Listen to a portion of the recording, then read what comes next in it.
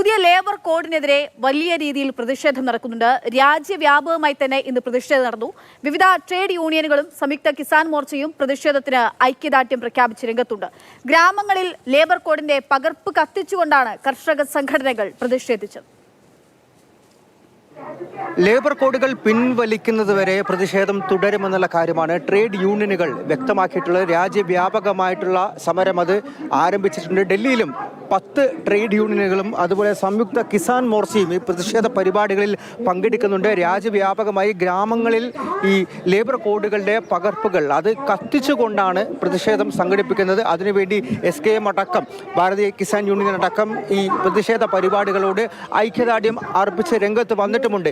29 തൊഴിൽ നിയമങ്ങളെയാണ് വേതന കോഡ്, വ്യവസായ ബന്ധ കോഡ്, സാമൂഹ്യ സുരക്ഷാ കോഡ്, അതുപോലെ തൊഴിൽ കോഡ് എന്നുള്ള രീതിയിൽ 4 കോഡുകളാക്കി മാറ്റിയത്. വ്യാവസായിക മുതലാളിമാർക്കും അനുകൂലമാകുന്ന അവർക്ക് വേണ്ടിയുള്ള ബില്ലാണ്.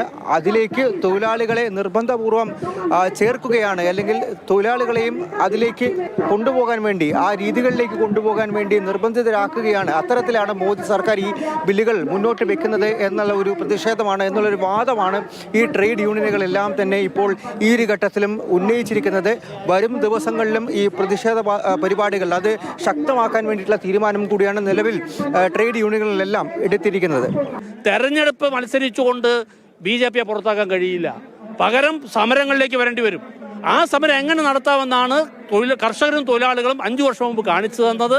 ഇനിയുള്ള വർഷങ്ങളിൽ അതിശക്തമായ പ്രക്ഷോഭങ്ങളിലേക്ക് പോയിക്കൊണ്ട് ആ പ്രക്ഷോഭങ്ങളുടെ പശ്ചാത്തലത്തിൽ മാത്രമേ ജനങ്ങളെ ഇവർക്കെതിരെ അണിനിരത്താൻ നമുക്ക് സാധിക്കുകയുള്ളൂ. കോഡുകളെല്ലാം തന്നെ പിൻവലിക്കുക എന്നുള്ള ആവശ്യം തന്നെയാണ് ട്രേഡ് യൂണിയനുകളും അതുപോലെ തന്നെ കർഷക സംഘടനകളും ഈ ഘട്ടത്തിൽ പ്രഖ്യാപിച്ചിരിക്കുന്നത്. അതുവരെ രാജ്യവ്യാപകമായി വലിയ തോതിൽ പ്രത്യേകിച്ചും കേന്ദ്ര സർക്കാരിനെതിരെ ശ്രദ്ധ കേന്ദ്രീകരിച്ച് ഒരു പ്രതിഷേധ പരിപാടികൾ സംഘടിപ്പിക്കാൻ വേണ്ടിയുള്ള തീരുമാനമാണ് നിലവിൽ കൈക്കൊണ്ടിട്ടുള്ളത്. അതിൻ്റെ തുടക്കം മാത്രമാണ് ഇന്ന് ആരംഭിച്ചത് എന്നുള്ള കാര്യം കൂടി യൂണിയനുകളും മറ്റ് സംഘടനകളും വ്യക്തമാക്കുന്നുമുണ്ട്. ഡൽഹിയിൽ നിന്നും സ്റ്റീഫൻ മാത്യുവിനൊപ്പം അർജുൻ പിതാംബരൻ, മാതൃഭൂമി ന്യൂസ്.